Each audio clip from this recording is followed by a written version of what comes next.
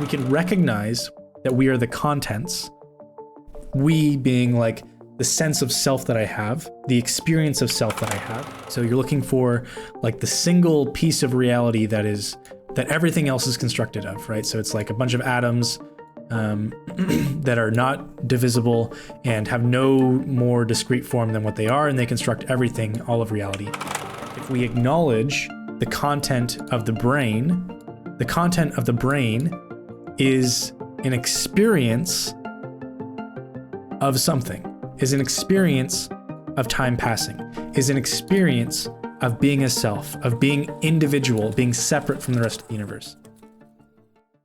The sense and experience of self that you have is constructed and based upon the particular permutation of your brain at this moment in time, right?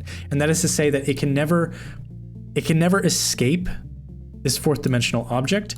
Similarly, it can never escape being content within existence. And so you as the sense of you, as the experience of a human, cannot escape this, but you, as being a fundamental content, not fundamental, but I mean, fundamental works here, but as being content of the universe, you exist as existence, right? And part of existence is that acknowledgement of something in order for it to exist. And remember, acknowledgement is not how we think of acknowledgement. I'm not saying that there has to be some observer that is observing every piece of content for it to exist, rather that there must exist some existence of something, some acknowledgement of something in order for it to exist. Otherwise, it necessarily cannot exist. And so we can recognize that we are the contents, we being like the sense of self that I have, the experience of self that I have, and not just like the sense that I am a human, but the very sense that time is passing, the very sense that there's anything at all happening, that there is more than what I am existing. That sense exists here, but letting go of it or learning how to, within the content, convincing ourselves, or I think that's the best way to say it, convincing ourselves, placing our brain in a particular permutation, in a particular arrangement that gives us an idea of what this acknowledgement is, and also recognizing that there must be this state, this thing of existence that encompasses all things, allows us to essentially just see this, right? Which is what I was saying is just like a single, yet what we'd probably describe as infinite,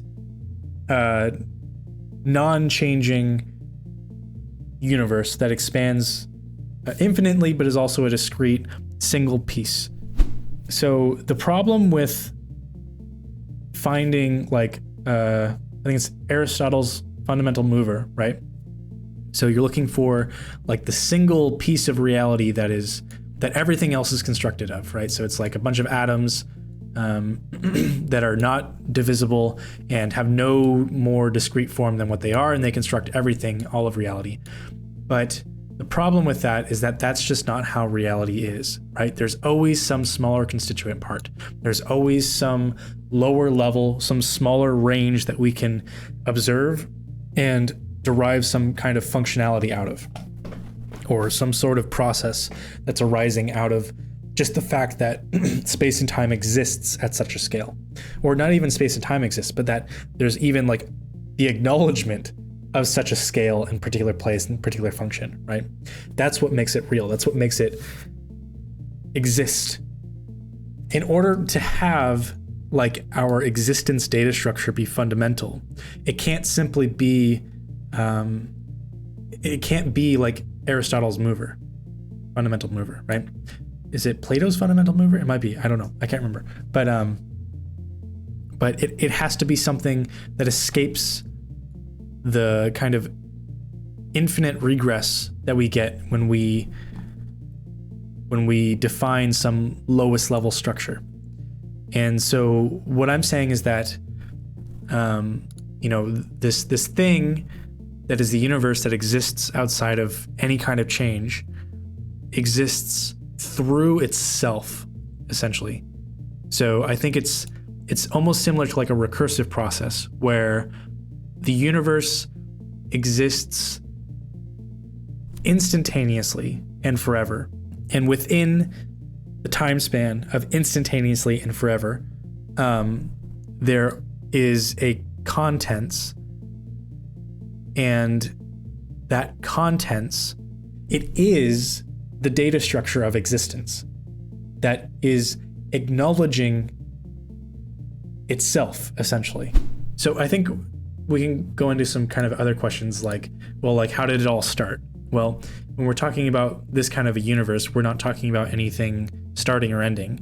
It's simply that it exists, and like I said, both instantaneously and infinitely, because the concept of time isn't here. There's nothing changing. It exists endlessly, but if we inspect some particular piece of it, there is a structure that exists, and that structure is of acknowledgement of some kind of content. And if we acknowledge the content of the brain is an experience of something, is an experience of time passing, is an experience of being a self, of being individual, being separate from the rest of the universe. That is what the brain physically is, right? That's what it is. And but the universe is acknowledging that.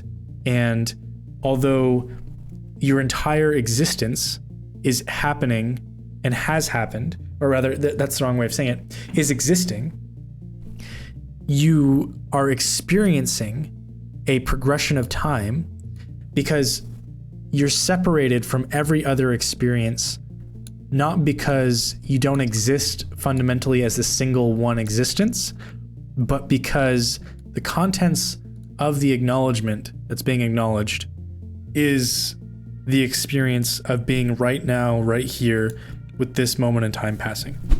So what we would find if we were looking at, say, an organism or a piece of life in our 4-dimensional example, but in our 2-dimensional example, is we'd find some 2-dimensional mechanism or object or structure that's just static sitting here.